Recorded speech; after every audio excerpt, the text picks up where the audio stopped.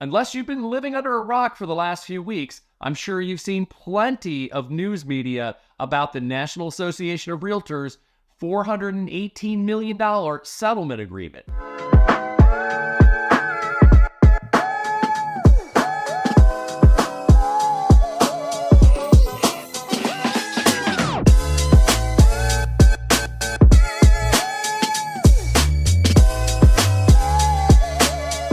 Hi, I'm Kevin Grolig, a real estate agent with Compass, located in Potomac, Maryland. Thanks once again for checking out the latest video in my series, Real Kevin. There have been a slew of articles from many of the legacy media outlets about the National Association of Realtors slashing commission. We've also seen articles about home values are going to start to fall. Buying or selling a home has changed forever. Today, I plan to separate some of the fact from fiction and give you a breakdown of the origin of the class action lawsuits. Then, I will break down some of the changes that are forthcoming to the industry. I will then identify who I think the big winners and the big losers are in this settlement agreement. And finally, wrap it up with my personal thoughts. Of course, at the time of this video, the settlement agreement is still preliminary and needs to be approved by the courts, which could take months or possibly years to approve. At this point in time, the DOJ has not weighed in on the settlement agreement. And it's also important to note that the settlement agreement was not put together with any input from the DOJ. If the DOJ intervenes in the settlement, there could be additional changes made, but more details will emerge over the next few weeks and months. First, before I get started, I am not an antitrust attorney, so I don't think it would be wise to weigh in on my opinion, but I am as a local market expert on brokerage services offer. I help my clients by having honest conversations and help them in making wise and informed decisions when it comes to buying and selling real estate. So, with all that being said, let's go ahead and dive into it. The National Association of Realtors has agreed to pay $418 million over 4 years to settle class action antitrust lawsuits over brokerage commission. The settlement amount will be applied first to the plaintiff's lawyer fees, then the rest will go to the class. NAR settlement came about first from a federal class action antitrust lawsuit, Burnett versus National Association of Realtors et al., initiated in Kansas City, Missouri. Last October, a jury ruled in favor of the plaintiffs, agreeing that NAR and some major real estate companies colluded to artificially raise seller commission, as well as artificially inflate home value. After the October conclusion, there were several copycat lawsuits that came one after another in state to state. The lawsuit basically argued that NAR and some of the major real estate brokerages violated antitrust laws by setting certain requirements that led to standardized commissions. Most notably, the requirement that the home seller not only pay the brokerage firm that they list with, but also compensation to the buyer's broker. Settlement by NAR put these class action lawsuits to rest. Now that I've covered the origin of the landmark settlement, let's tackle some of the sensationalism that I've seen in many of the recent articles that have come out. Unlike what many in the media said, NAR did not agree to slash or cut commissions. The lawsuit and the settlement are not about lowering commission. Commissions have always been negotiable and will continue moving forward. At the heart of the rule changes is commission decoupling. Buyers and sellers will now be responsible for paying their own broker a commission. There is no longer any obligation for the home seller to pay both a seller broker commission as well as the buyer broker commission. Let me explain how the paying and offering of commissions has worked for decades, long before I got in the business, and we'll also talk about where it's going next. As long as I've been in the business, commission amounts have varied from broker to broker as well as from agent to agent. Typically, the amount of commission a seller would pay could vary anywhere from as low as maybe 3% to as high as 7% or higher. I may be jumping around a little bit, but I also do want to explain before I kind of dig into the numbers a little bit about real estate jargon. It's important to understand that the word broker is not the agent, it's actually the company that the agent is affiliated with. In my case, I'm a licensed agent and the broker is Compass. So when I use the word broker, I'm not talking about the agent, I'm talking about the company. Okay, back to breaking some of these numbers down for you. Let's assume a seller hires a real estate broker to represent them in the sale of the home. Let's also assume that the listing commission of 5% would be paid to the listing broker at the time of closing. In most cases, this 5% commission paid to the listing broker would be cut in half. The listing broker would retain 2.5% of the 5% commission, and then the listing broker would pay the buyer's broker the additional 2.5% of the sales price. As I mentioned before, in the past, the listing broker was required to offer compensation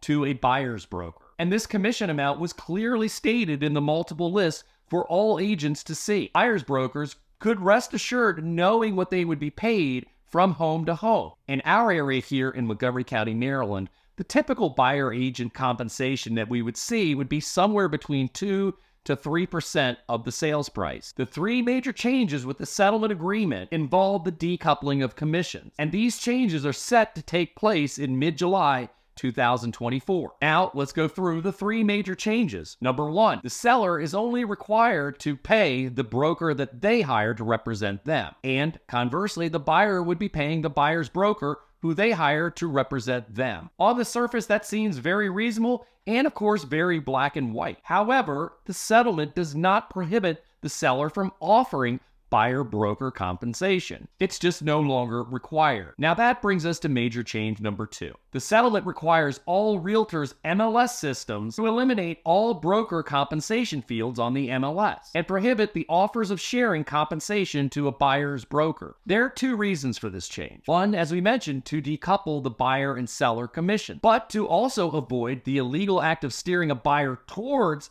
a property with a higher level of compensation or steering them away from a property with a lower level of compensation. Now, I certainly have my opinion on this, but you know what? Once again, I'm going to save this for another time in another video. Interestingly enough, home sellers are still able to offer buyer-broker compensation if they feel like it will create greater demand. The differences are it will no longer be required by NAR and will no longer be a field of entry into the MLS. My understanding is the amount of compensation offered or not offered by a home seller can be conveyed from listing broker to buyer's broker via phone call, email, text, as well as agents' personal websites. It just simply can no longer be in the multiple listing service. Once again, not quite sure how I feel about all that, but that's what I'm being told at this time.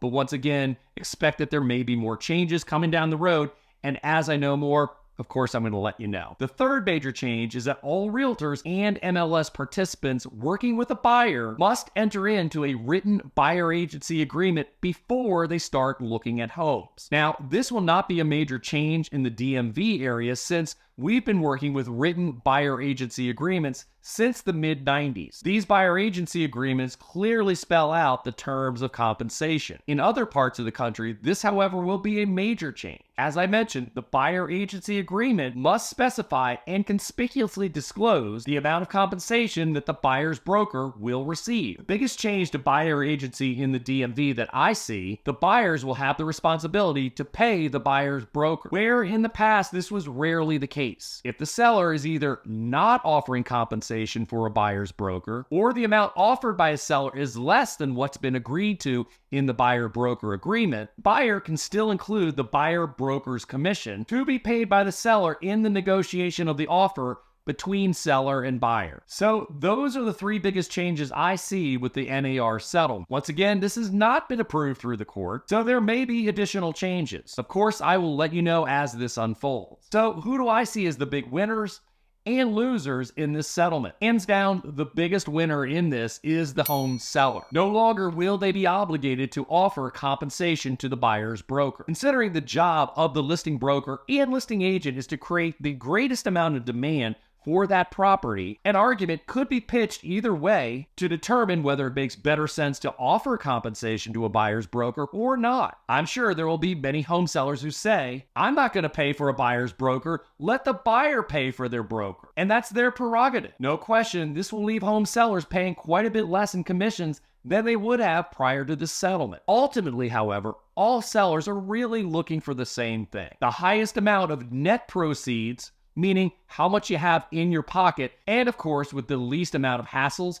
and inconveniences. The question is, will greater demand and higher net proceeds come from a seller offering compensation to the buyer's broker or not? Of course, in a market like we have today with low inventory and high demand, it may be easier for a seller to hold the line on not offering buyer-broker compensation. As markets change and the market moves to either more of a balanced market or a buyer's market, commission amounts are all subject to change due to market conditions. The second big winner I see in this settlement agreement is those agents who represent sellers. The seller's agents are guaranteed an agreed upon commission amount, assuming that the property goes to closing. Personally, I don't see the listing broker's commission going down as a result of this settlement agreement. So, who are the big losers in this agreement? I say it's the buyer, but namely first-time home buyers and VA home buyers. Many first-time home buyers are extremely tight on cash. Most of the first-time home buyers I see are putting down payments in the range of 3 to 5% of the sales price. In Montgomery County and the greater DMV area,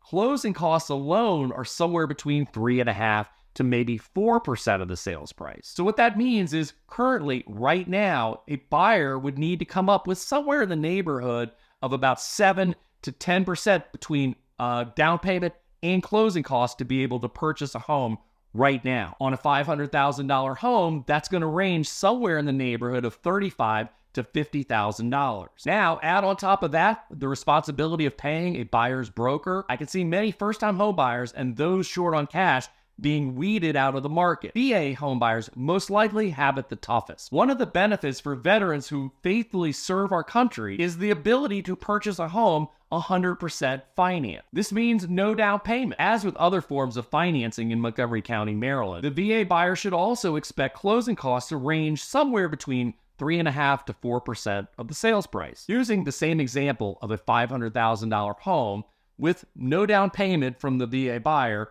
however, closing costs running between 3.5% to 4%, the VA buyer should expect to come up with somewhere in the neighborhood of about $17,000 to $20,000 to be able to purchase the home. Here's the problem with the new settlement agreement as it currently stands. The Veterans Administration does not allow a VA buyer to pay a commission, making it much more difficult for those who have faithfully served our country to not only purchase a home, but to also have professional representation in doing so. I would have to believe that the Veterans Administration must change their guidelines to allow the veteran to pay a real estate broker for professional representation. Otherwise, they're really getting squeezed out of this market. The second big losers, the way I see it, are buyer's brokers. For the most part, buyer broker compensation has been protected and insulated by a seller's broker and the seller offering compensation that was clearly marked and stated in the MLS. This, no question, will change radically. I believe we will see many home sellers offering nothing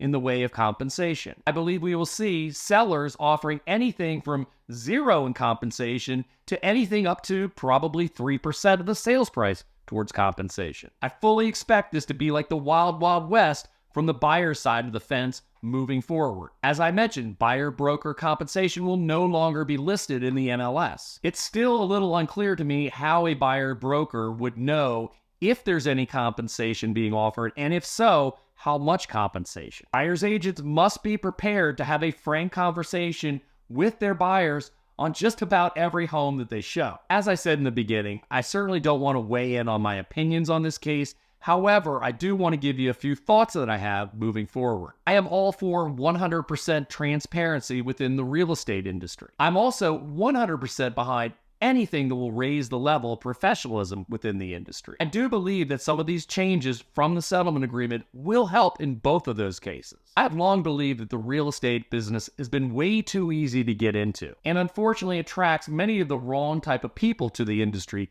like the get-rich-quick crowd, the I don't want to have a boss, I just want to do what I want to do crowd. I do feel that some of these changes that are about to come will weed out some of those people from the industry, which is a good thing. One thing that I can say after having been in the business now for over 30 years is there are a lot of true professionals in the business. And I do believe that the true professionals in this business will rise to the top and will adapt to the changes. You know what they say, the cream always rises to the top. I do believe that the DOJ's attempt is really to try to help consumers. However, I do believe that the ones that are going to be harmed the most are the ones that really should be the most protected. The first-time home buyer and the veteran. Going back to some of the headlines that we've seen, do I see these changes bringing down home values? I don't. Values are determined by supply and demand. And we still see in today's market many more home buyers than home sellers. Buyers want to buy, sellers want to sell. I don't see these changes affecting home values whatsoever. Do I see this driving down commission amounts? Yes, I definitely see it lowering the amount of commissions paid from the seller's side of the fence. But of course, some of those savings will be now shifted to the buyer's side of the fence. How do I see the commission amounts from an agent's perspective? I personally don't see a drop in the amount of commission that a listing broker would be paid from the seller, and may even see a small rise. However, there's no question I see greater pressure on the commission amounts that a buyer broker would receive. As I mentioned before, the compensation amount and who pays the buyer broker will be negotiated on a case-by-case basis on every home. So there's my complete breakdown. Hopefully I've shed some light on a very confusing topic. Admittedly, it's taken me about a week to 10 days to sift through all this to feel confident to bring this information to you. There are many changes to come, and more likely there's going to be more changes to come on the horizon. You can be rest assured as changes occur and new information is provided, I will certainly be in touch with you to let you know. If you have any questions about the NAR settlement or anything else having to do with real estate, if you were thinking about buying or you're thinking about selling or maybe both, I would love the opportunity to talk to you. The best way to reach me is by text at 240-793-7495. See you next week.